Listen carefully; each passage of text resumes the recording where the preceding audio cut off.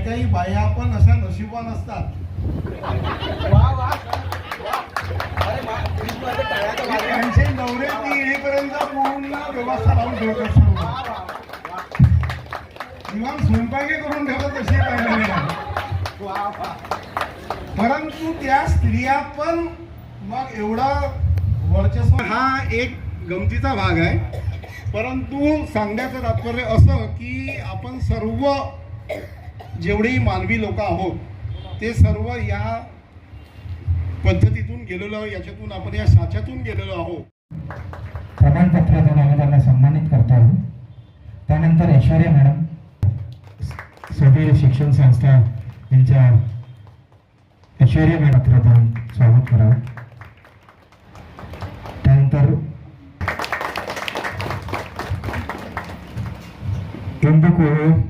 आहेत आरती मॅडम, अतिशय गोड आवाजात त्यांनी इतकं सुंदर गाणं छोटीशी आशा हे गाणं प्रस्तुत केलं. त्यांचं पण करते, त्यांचं सन्मानपत्र देऊन स्वागत करावं.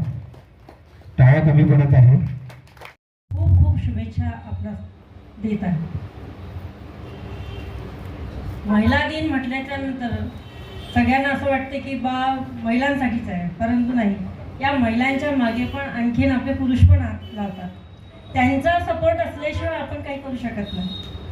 आज तुम्हाला माहिती आहे की एखाद्या व्यक्तीला कुठले जर माहिती नसेल आणि ती जर बँकेत जात असेल आणि बँकेत गेल्याच्या नंतर आताच्या सगळ्या जणी ज्या आहेत वयाच्या 30 वर्षाच्या खालच्या, त्यांना तर सर्व ऑनलाईन काम येतं, त्याच्यामुळे त्या आपल्या घर बसूनच काम करतात.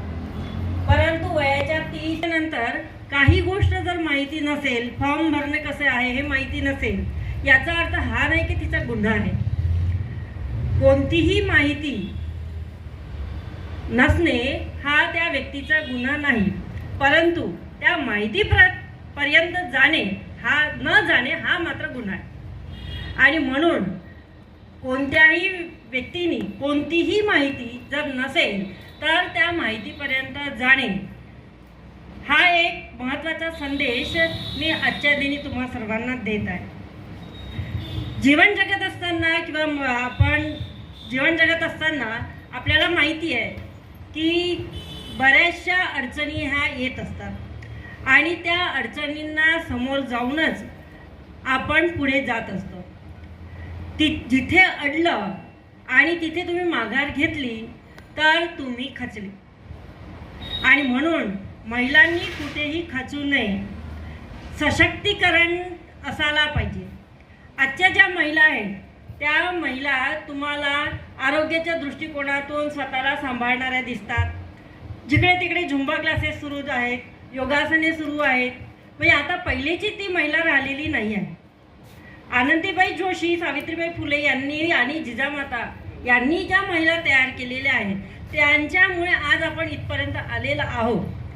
आणि ते सर्व पाठीशी घेऊन आज आपल्या महिला इथपर्यंत पोहोचलेल्या आहेत की पहिलेचा तो काळ राहिलेला नाही आहे की सासू जेवेल तेव्हा मी जेवेल, नवरा जेवेल तेव्हा मी जेवेल. आज प्रत्येक व्यक्ती कुठे ना कुठेतरी कामाला निघालेला आहे. प्रत्येक महिला ही कामाला निघालेली आहे. काही घरगुती आहेत, काही शाळेच्या दृष्टिकोनातून, काही कुठल्या कंपनीमध्ये, काही आणखीन कुठे. परंतु वेळेनुसार ती पहिल्यांदा ताट घेऊ शकते. ही आज महत्त्वाची भूमिका महिलांनी बनवलेली आहे. ती केवळ कशामुळे तर तिने आपल्याला कर्तृत्ववान बनवलं. जर ती कर्तृत्ववान बनली नसती तर तिला म्हटलं गेलं असतं की नाही आम्ही जेवलो नाही आणि तू कशी काय जेवते आहे. आज नवराच म्हणतो अगं तुझी वेळ झालेली आहे, तू जेवण करून घे. तर ही बाजू आपण जमेची आहे, आपल्यासाठी जमेची आहे.